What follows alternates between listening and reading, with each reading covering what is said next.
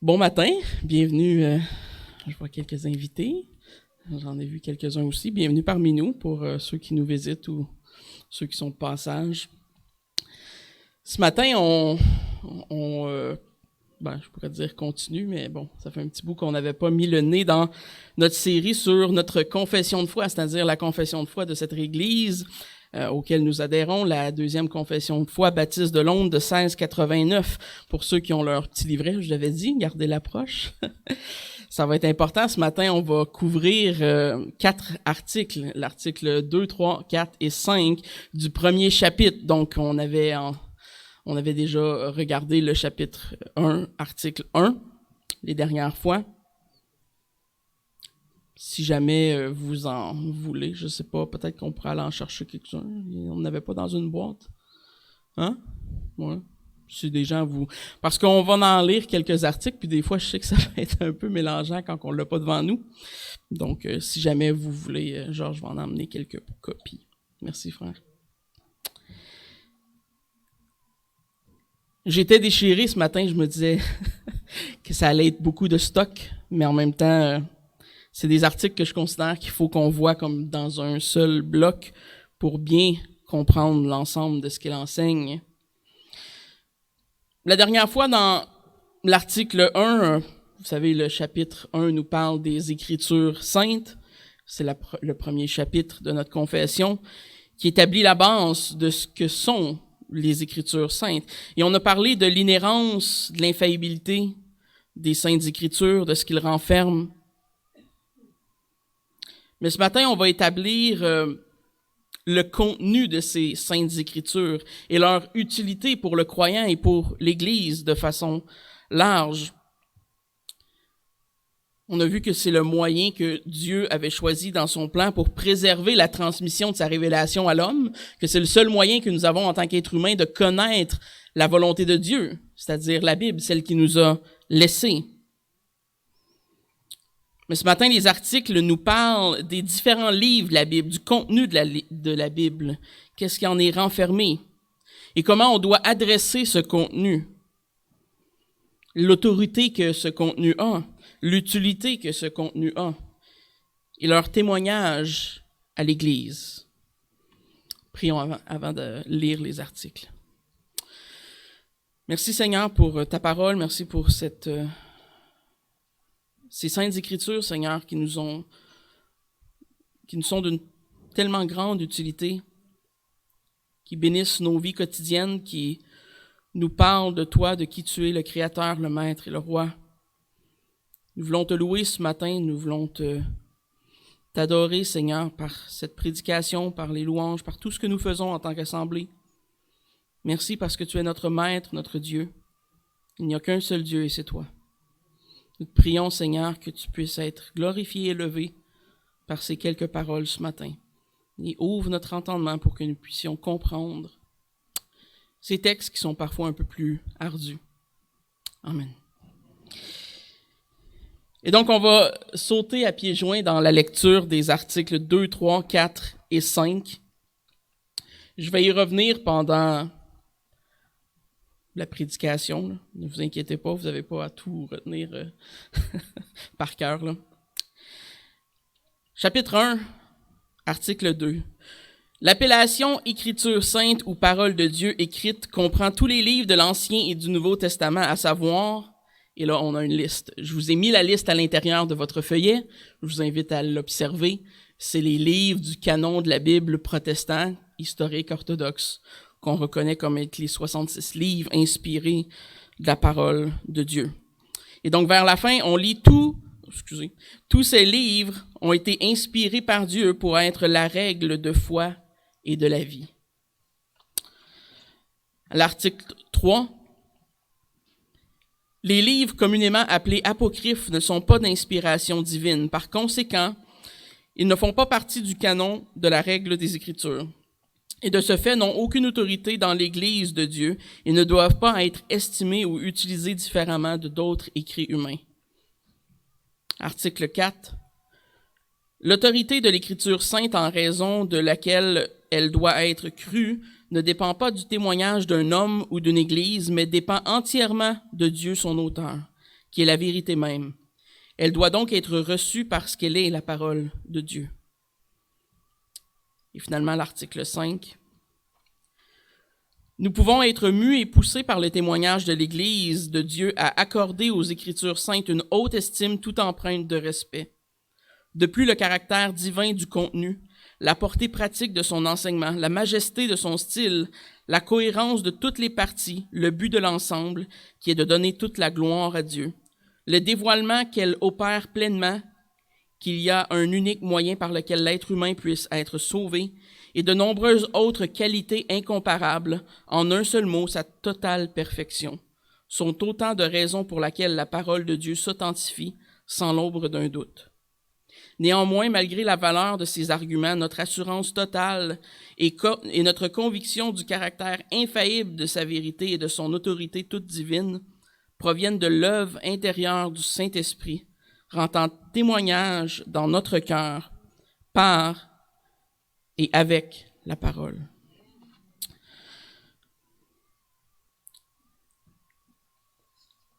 Vous savez, l'article 2 peut sembler très simple en surface. C'est l'article qui nous présente les 66 livres qu'on considère faire partie du canon de la Bible. Mais à l'intérieur même de cet article, il y a tout l'aspect beaucoup plus complexe de ce qu'on appelle la canonicité des livres de la Bible. Ce sujet est un peu plus complexe, mais très important pour le chrétien. Qu'est-ce qu'on sous-entend quand on parle de la canonicité de l'Ancien Testament et du Nouveau Testament? Vous savez bien que la composition classique de la Bible, les 66 livres et lettres qui sont rassemblés, nous semble un peu, pour les chrétiens modernes évangéliques d'aujourd'hui, nous semble un peu un acquis. On rouvre ce livre, c'est un seul livre. On l'a à portée de main, on le rouvre, puis quand on pense à la Bible, on pense à ça. Et c'est naturel, mais ça n'a pas tout le temps été historiquement le cas. Ce qu'on appelle la Bible, pour nous, aujourd'hui, qui est un seul grand livre, est en réalité un grand recueil de plusieurs écrits. C'est un recueil de plusieurs auteurs humains, qui a ultimement un seul auteur, qui est l'Esprit Saint, évidemment. Mais le nom de la Bible vient du mot grec « biblos », qui signifie « grand livre » ou « livre ». Et nous avons cependant que la Bible est un livre qui est composé de plusieurs différents écrits de différents individus.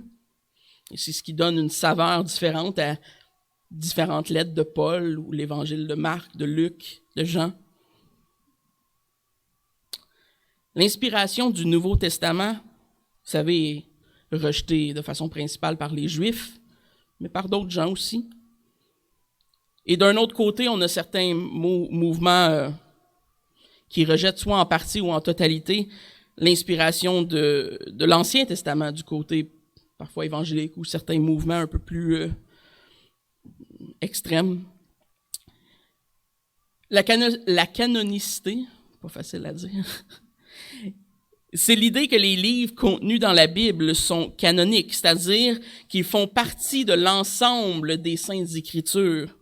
Et le terme canon vient du grec canon écrit avec un K, pas très différent, super simple à retenir, mais qui signifie une norme ou un standard, ou si on veut avoir une image, c'est comme si ça signifie une règle, une façon de mesurer.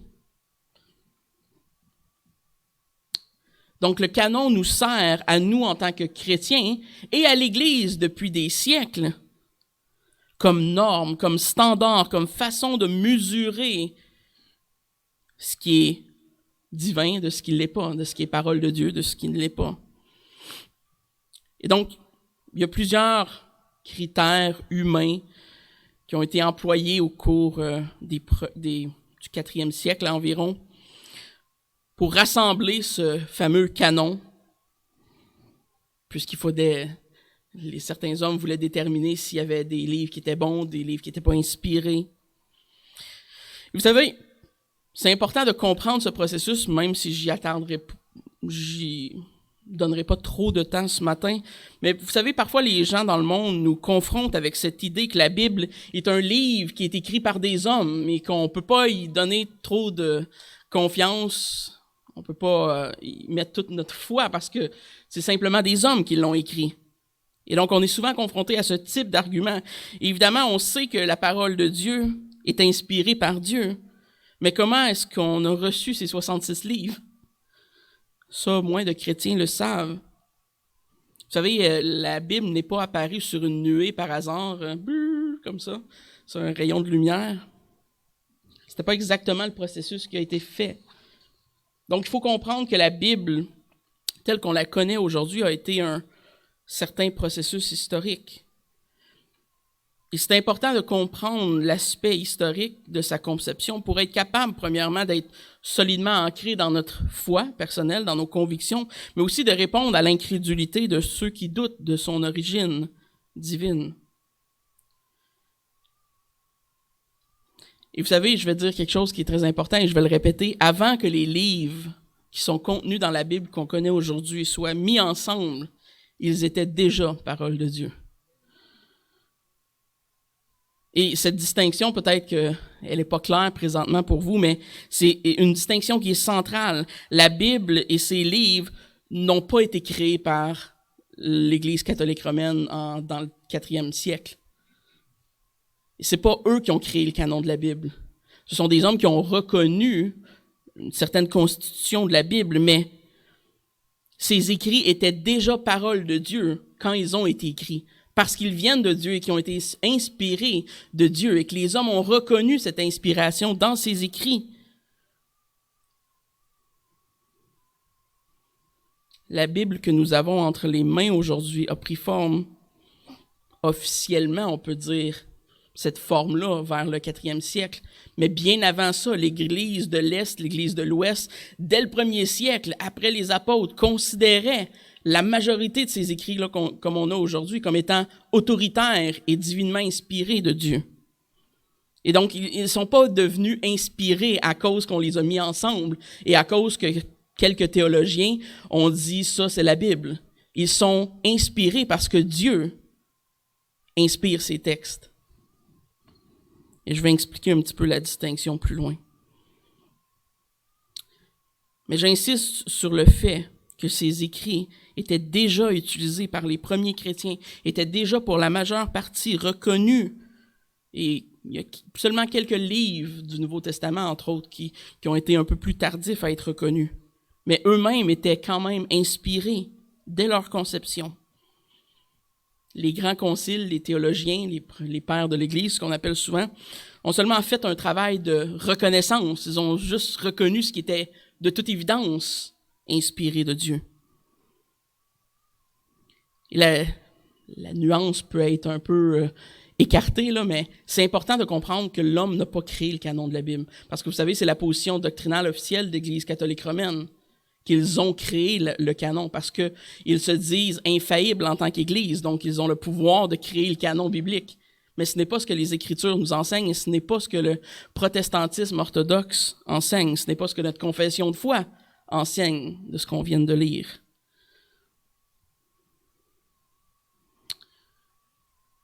Nous n'avons pas créé le canon, nous l'avons simplement reconnu pour ce qu'il était déjà.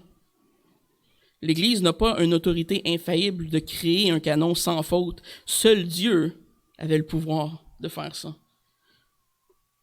Et on croit que c'est Dieu, par sa main, qui a gardé les apôtres, qui a gardé les pères de l'Église et qui a gardé l'Église primitive des premiers siècles pour conserver, le canon des Saintes Écritures comme étant pur et non souillé. Et bien que les pères de l'Église aient rassemblé officiellement ces lettres pour les reconnaître, selon certains critères qu'ils ont utilisés que je n'énumérerai pas ce matin, ils ne sont pas la source de notre assurance en ce qui concerne le canon de la Bible et la vérité qui est contenue dans le canon biblique. Et donc, je ne veux pas rentrer dans les critères, dans les détails, parce que franchement, je trouve ça vraiment intéressant personnellement, mais Je pense pas qu'on est tous appelés à devenir historiens des pères de l'Église et de la conception canonique. Et de toute façon, comme je vais vous présenter, l'argument réformé baptiste sur la question et celle que la 1689 nous présente des Écritures, et n'est pas centré sur la sélection des livres. Il n'est pas centré sur l'argumentation de comment les hommes ont sélectionné les livres de la Bible. Notre espoir concernant l'Écriture n'est pas placé dans le processus de sélection historique du canon biblique. Et c'est une bonne chose, parce que vous savez quoi? Les hommes sont faillibles. Et s'il faudrait juste se baser là-dessus, on serait peut-être en trouble. Et Sam Waldron l'exprime ainsi: « Les normes externes de la canonicité ne doivent pas devenir le fondement de notre foi dans le canon biblique. Cependant, il faut certainement s'attendre à ce que la voix de l'histoire et celle de l'Église soient compatibles avec les principes de l'autorité du canon. » Donc, évidemment, les deux sont compatibles et on va voir un jour que les décisions que historiquement certains théologiens ont prises de façon éclairée étaient les bonnes, juste parce que le canon de la Bible nous le confirme. Mais en gros, nous n'avons pas d'assurance en la Bible à cause des critères de sélection et à cause de l'histoire et à cause de ce que l'Église nous dit. Mais ces choses nous attestent quand même la validité du canon de la Bible. C'est un peu ce que M. Waldron essaie de dire. Donc, voici l'approche qui est proposée par les réformateurs et par, je dirais, le protestantisme classique au sens large, en ce qui concerne le canon des Écritures. Ce qui est souvent argumenté, c'est ce qu'on appelle le caractère auto-authentifiant des Écritures. L'idée que les Écritures s'authentifient elles-mêmes. Et on arrive ici au cœur de la solution réformée au problème de est-ce que les Écritures sont vraiment la parole de Dieu? Est-ce que ce qu'on a entre les mains est vraiment la révélation de Dieu? Parce qu'on s'entend que si c'est pas le cas, on peut tout aller lire un roman à la maison, ça va faire la même chose, là. C'est la seule distinction qu'il y a, que Dieu a inspiré ses écrits. Les Saintes Écritures ne peuvent pas ultimement être attestées par l'homme, par l'histoire ou par l'Église. Elles doivent être auto-attestées par Dieu lui-même. Et les Écritures s'auto-authentifient eux-mêmes au cœur de chaque croyant. Puisqu'ils ont un seul auteur unique, qui est Dieu, qui inspire des auteurs, des écrivains humains, Dieu se révèle lui-même comme étant vrai par ses écrits, par le Nouveau Testament et par l'Ancien Testament. Ceux qui ont écrit cette confession de foi, la 1689, là je parle, croyaient que les Saintes Écritures ont l'autorité spirituelle nécessaire pour attirer avec autorité le cœur des lecteurs vers la vérité. Et certains accusent cette défense du canon biblique d'être subjectif. Je ne crois pas que ce l'est, puisque tout chrétien sincère vit cette chose. Ceux qui ont... c'est ce caractère unique de la parole de Dieu qui l'auto-authentifie. Seule la parole de Dieu fait l'œuvre de Dieu. Seule la parole de Dieu attire l'homme vers la repentance et la foi en Jésus-Christ. Quel autre livre peut faire cette chose? Donc on sait que les livres de la Bible sont divinement inspirés quand ils font l'œuvre de Dieu dans nos vies.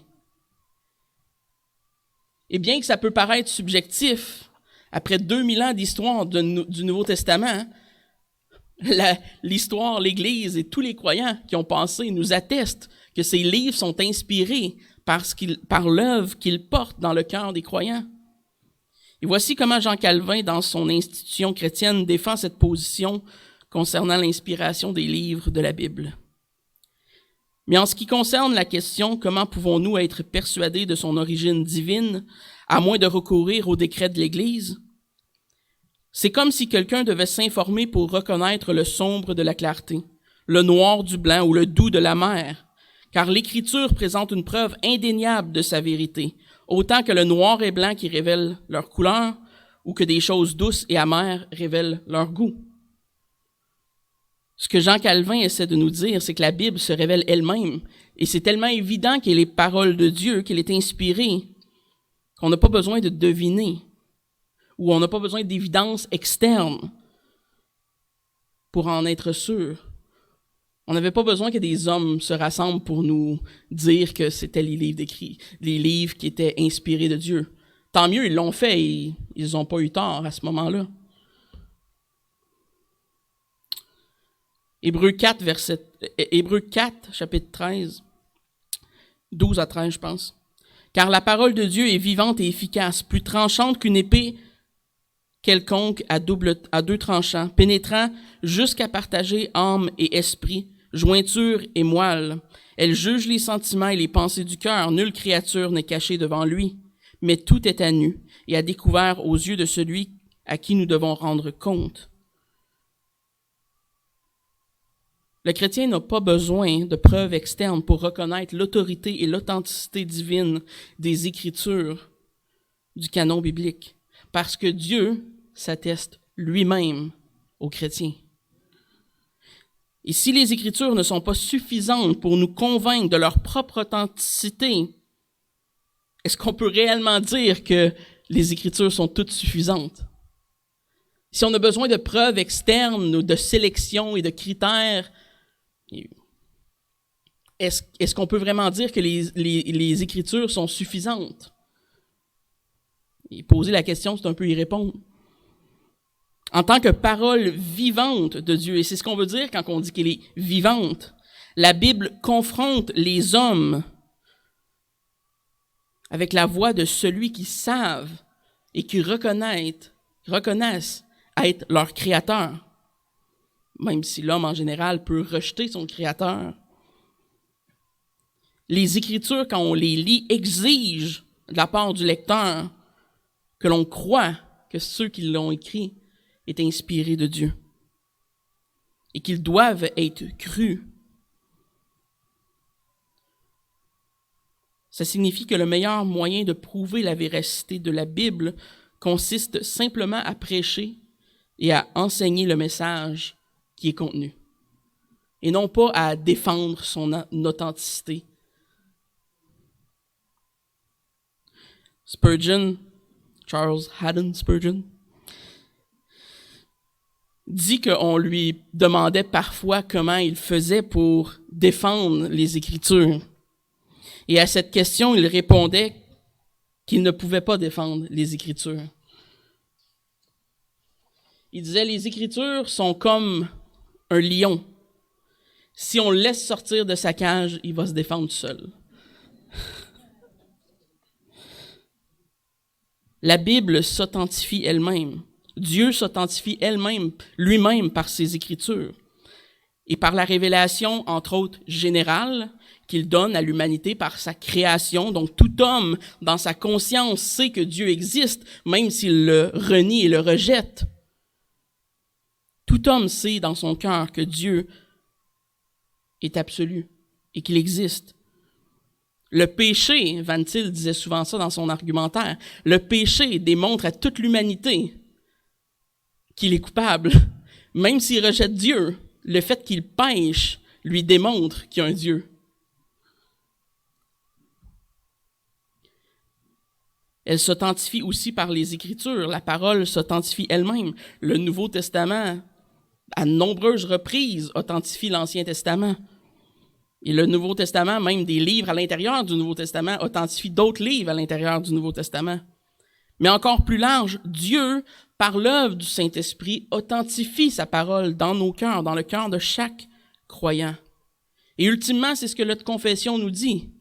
C'est la preuve ultime. Il y en a plein de preuves externes. La majesté de son vocabulaire, l'exactitude historique, archéologique avec laquelle la Bible est composée. Mais ultimement, c'est pas ces arguments qui convainquent nos cœurs que Dieu a réellement inspiré ces écrits-là. C'est l'œuvre du Saint-Esprit dans nos cœurs, dans nos vies, qui nous convainc quand on lit ces paroles, que c'est réellement Dieu qui les a mis là et qui sont dignes de confiance. L'Esprit Saint nous atteste que ce que nous lisons dans les 66 livres de ce qui est appelé la Bible sont inspirés et dignes de confiance. Donc, notre foi en la parole de Dieu ne vient pas de l'Église, ne vient pas des hommes, ne vient pas des pères de l'Église ou du processus de sélection des Écrits. Même si ces choses-là peuvent concorder avec la vérité, ils ne viennent pas de là. La vraie source vient du fait que les livres de la Bible sont inspirés de Dieu et que Dieu s'authentifie lui-même au travers de ses écrits. Et c'est dans ce contexte que l'article 4 prend tout son sens pour nous en tant que réformés baptistes ce matin. L'autorité des Écritures saintes en raison de laquelle elle doit être crue ne dépend pas du témoignage d'un homme ou d'une Église, mais dépend entièrement de Dieu son auteur, qui est la vérité même. Elle doit être reçue parce qu'elle est parole de Dieu.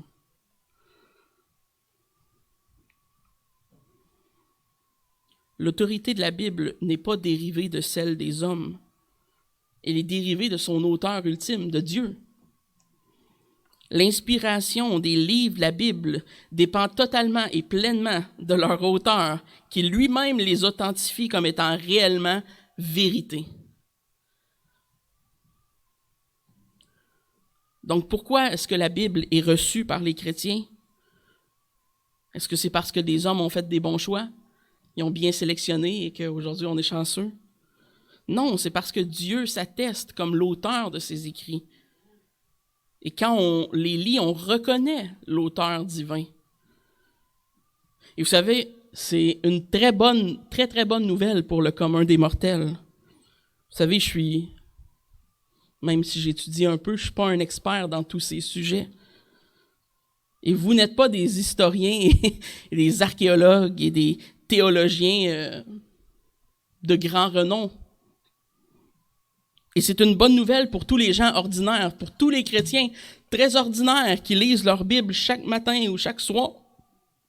Le plus simple des chrétiens peut avoir cette assurance et cette confiance que la Bible est parole de Dieu, parce qu'il n'y a pas besoin de 6 doctorats pour comprendre la Bible et savoir qu'elle est vraie. L'Écriture s'authentifie elle-même par l'Esprit Saint dans nos cœurs. Il nous réclame qu'elle est véridique, qu'elle est digne de confiance. Le témoignage des Écritures à notre cœur nous authentifie qu'ils sont réellement de Dieu, que ces livres qui sont contenus dans la Bible sont autoritaires pour nos vies. Et pour reprendre le langage à la fin de l'article 2, tous ces livres ont été inspirés par Dieu pour être une règle de foi et de la vie. C'est dans ce sens que le livre est la Bible, est le seul livre qui soit vivant, par laquelle Dieu révèle son intention à l'homme, et encore plus particulièrement la révélation spéciale dans le cœur de chaque homme qui pense par l'Esprit Saint. Et c'est pour cette raison que l'on croit que la Bible est infaillible, pas parce que les pères de l'Église ont fait une bonne sélection, mais parce qu'ils sont inspirés de Dieu. Et l'article 2 finit avec la notion pratique des Écritures. Le canon des Écritures signifie, comme on l'a vu, un standard, une norme, une règle, un instrument de mesure. Et les Écritures sont exactement cela pour le chrétien et pour l'Église. L'image employée ici est celle comme je l'ai dit, d'une petite règle d'école, si vous pouvez penser 30 cm. Une règle par laquelle on mesure quelque chose. Et dans ce cas-ci, la chose en question, c'est la vie du chrétien. Comment est-ce qu'on mesure la vie du chrétien avec le standard établi par la Bible? Et ça nous rappelle le passage de 2 Timothée 3,16 qui dit « Toute écriture est inspirée de Dieu et utile pour enseigner, pour convaincre, pour corriger, pour instruire dans la justice. » La Bible renferme tout ce qui est nécessaire pour le chrétien, même encore aujourd'hui, au 20e siècle. Elle renferme nos standards de vie, comment on doit vivre, comment on doit aspirer à vivre en fait, parce qu'on ne vit pas comme ça. Comment on doit aspirer à vivre, la façon dont on devrait évaluer nos vies, les critères avec lesquels on devrait évaluer nos vies. sont tous dans la parole de Dieu, ce standard, cette norme. La Bible, les Saintes Écritures sont la norme et la base sur laquelle on devrait poser nos vies.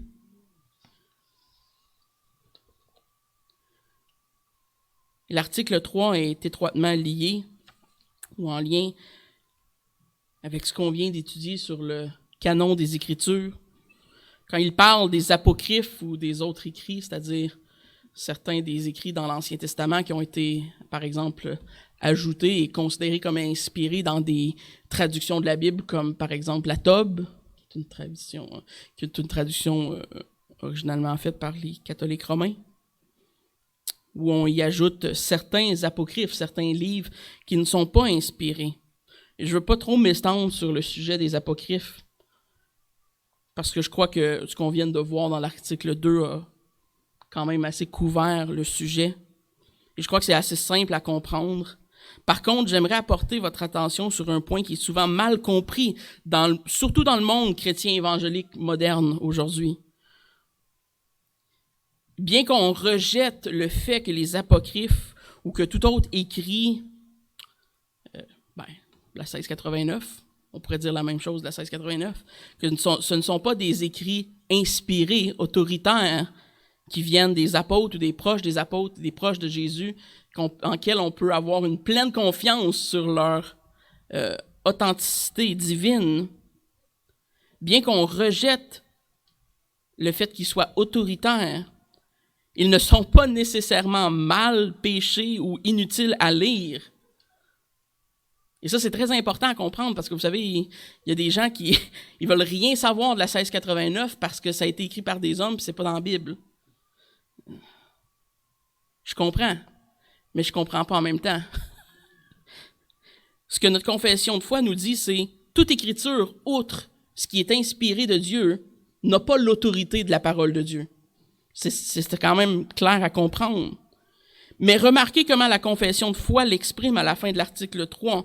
Ils ne doivent pas être estimés ou utilisés différemment de d'autres écrits humains.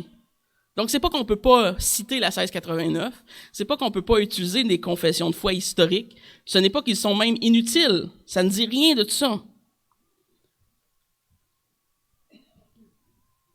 C'est juste de dire qu'on ne peut pas imposer une doctrine sur la base seule de ces écrits-là. On ne peut pas imposer une façon de voir la théologie sur des écrits autres que celle de la Bible, parce qu'elle est seule autoritaire. Ça ne veut pas dire qu'on ne peut pas utiliser des ressources historiques, des confessions de foi historiques, ou tout autre document qui pourrait être pratique. Par exemple, on ne pourrait pas imposer une façon de faire ou une doctrine particulière sur la base seule du Didaché, le Didaché qui est considéré comme étant un des premiers écrits chrétiens de l'Église primitive dans les premiers siècles, qui n'est pas un document qui est inspiré, mais qui est un document qui renferme toutes sortes d'informations sur comment les premiers chrétiens vivaient, sur ce qu'ils croyaient, sur comment ils se rassemblaient, comment ils faisaient l'Église. Mais ce n'est pas un document inspiré, mais c'est un document historique extrêmement intéressant. Est-ce que ça veut dire qu'on ne doit jamais le citer parce qu'il n'est pas dans la Bible et que c'est péché de lire ça? Non. On peut se servir, on peut utiliser ces informations en autant qu'on comprenne qu'ils ne sont pas inspirés et autoritaires dans nos vies. En autant qu'on n'essaie pas de se partir une nouvelle secte religieuse basée sur des critères autres que ceux de la Bible. C'est un document historique primitif qui doit être utilisé comme n'importe quel autre document humain.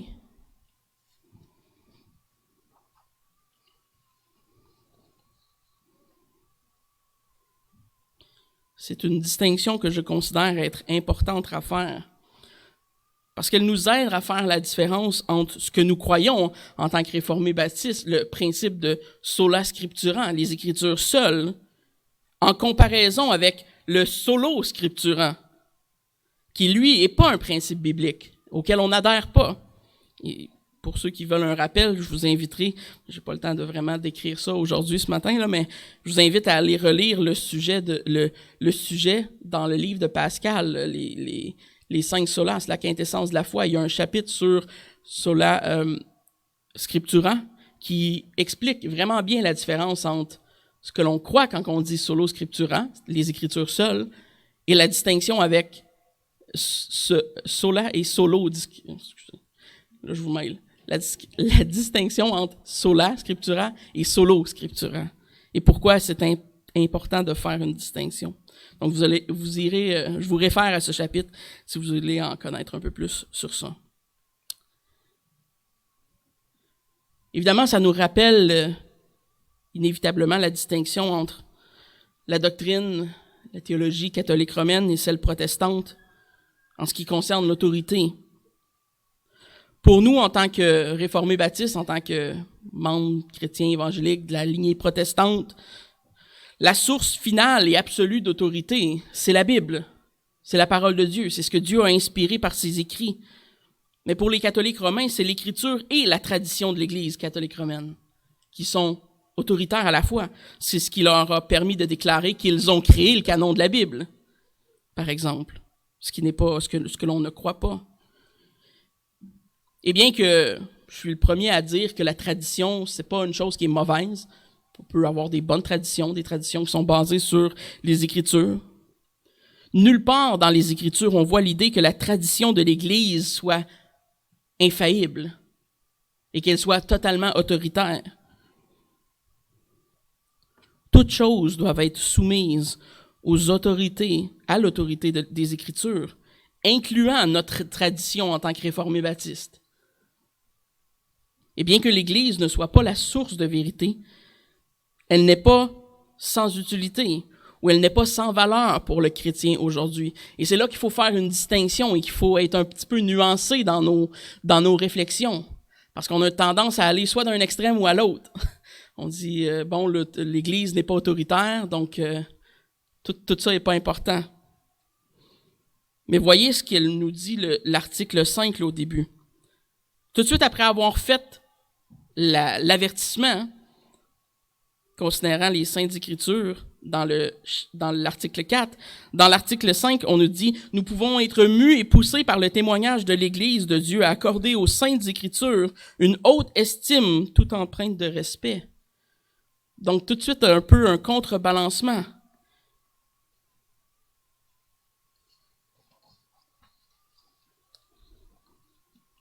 C'est intéressant de mettre ces deux choses, l'avertissement et l'encouragement, en contraste entre ces deux articles. Bien que l'on ne considère pas que l'Église et sa tradition aient la même source d'autorité que ce que l'on lit dans la Bible, ça reste que le témoignage historique de l'Église est un sujet favorable pour les chrétiens, est un sujet qui nous encourage, qui nous mue à être respectueux des Saintes Écritures. C'est trop tentant pour nous, parfois, en tant que bons chrétiens évangéliques modernes, de rejeter en bloc toute la foi historique du passé et de dire « Nous, on vit en 2019, on n'a plus besoin de ces vieilles choses-là. » Et pourtant, c'est une source incroyable d'encouragement pour le chrétien moderne de voir la foi et la consistance de l'histoire de l'Église et comment elle a partagé ce fardeau de la parole de Dieu, des Saintes Écritures, comment elle a élevé à travers l'histoire les Saintes Écritures à être respectées. Ce n'est pas sage de tout rejeter en bloc.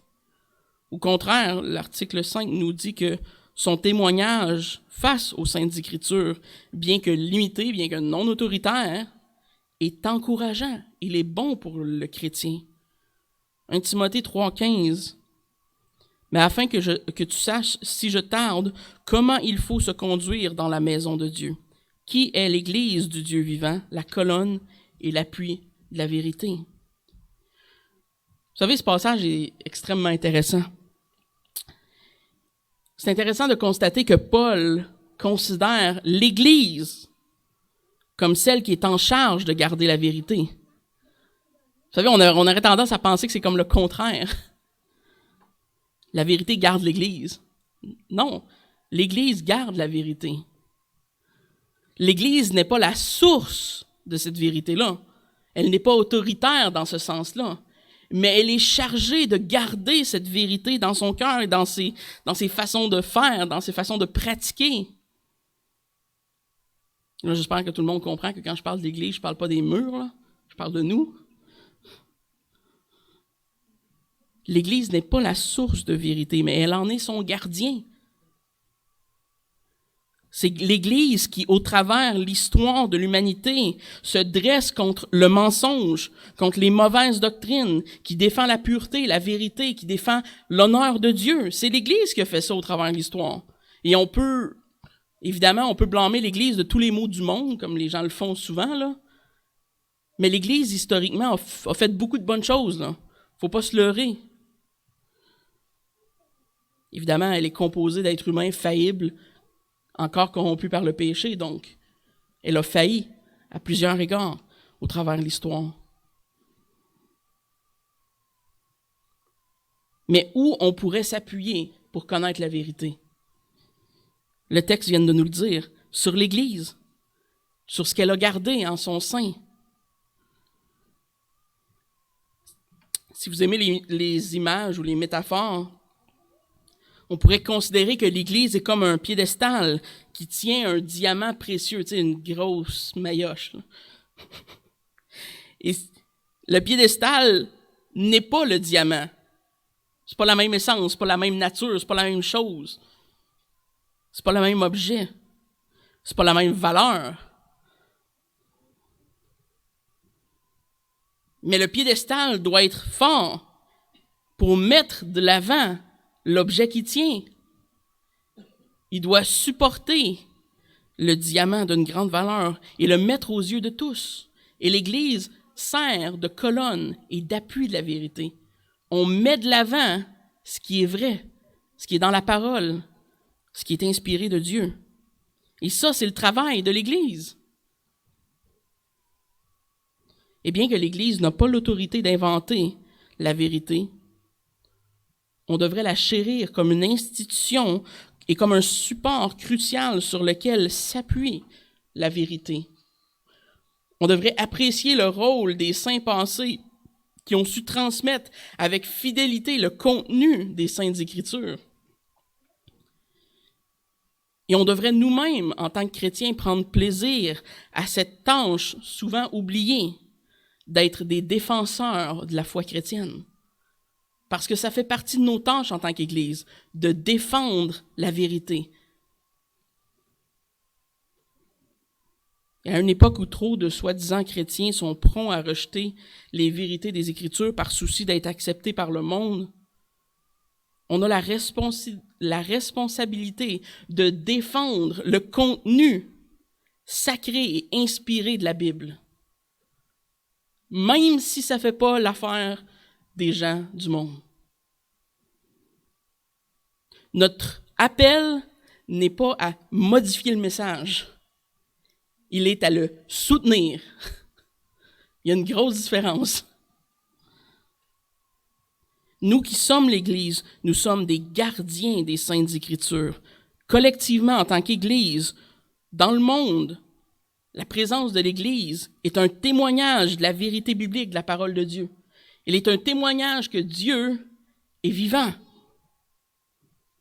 L'existence même de l'Église, encore aujourd'hui, est un témoignage de comment Dieu garde sa vérité intacte.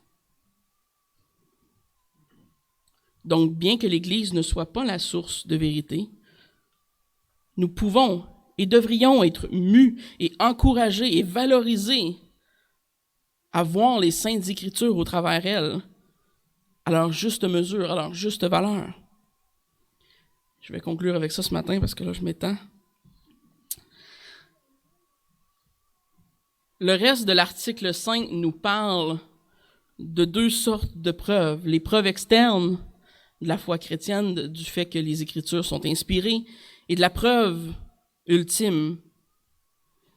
Et bien que, comme je l'ai dit auparavant, il y a beaucoup de raisons qui pourraient nous pousser à voir que les 66 livres des Écritures sont bel et bien inspirés de Dieu, le fait qu'ils sont composés de façon majestueuse, comme nous le dit l'article 5, le fait qu'on n'ait jamais trouvé d'erreur historique ou archéologique en 2000 ans d'histoire, bien que tous les hommes aient essayé. Il y a plein d'arguments externes au fait que que la Bible, est réellement inspirée de Dieu et réelle. Mais ultimement, bien que ça soit splendide, merveilleux pour nos cœurs en tant que croyants, ce n'est pas la preuve ultime. Et ce n'est pas de la façon dont nous savons que la Bible et ce qui est contenu dans ces 66 livres viennent de Dieu.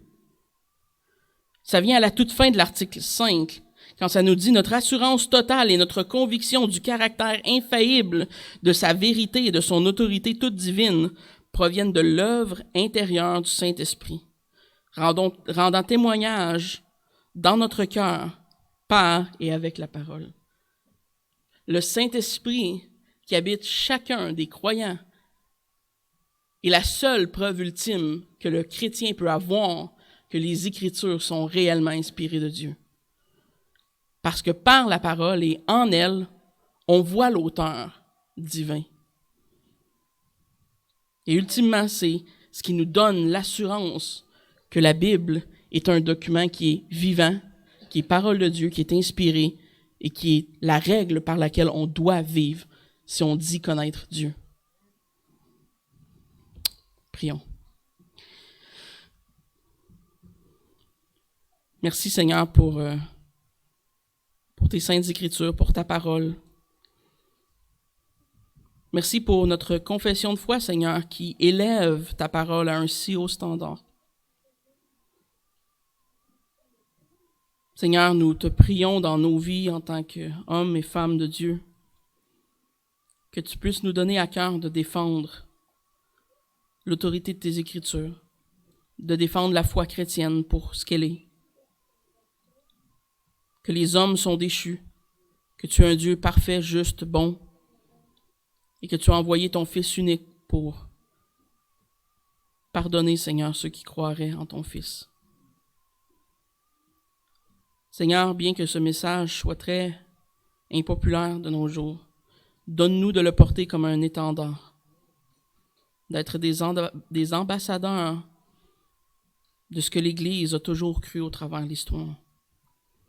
Merci parce que tu fais de nous cette colonne et cet appui de la vérité et fais que ici à Actonville, Seigneur, nous puissions prendre ce mandat au sérieux et que nous puissions défendre le contenu de tes Écritures comme étant ce que tu as voulu transmettre à l'humanité, quoi qu'il en coûte. Merci pour ta parole, merci pour cette Église et chacun de ses membres. Merci pour ceux qui nous visitent ce matin, que tu mettes en chacun de nos cœurs l'image de ton Fils Jésus-Christ qui porte le fardeau de notre péché. Merci pour ta grâce et ton amour et ton pardon envers tes enfants. Amen.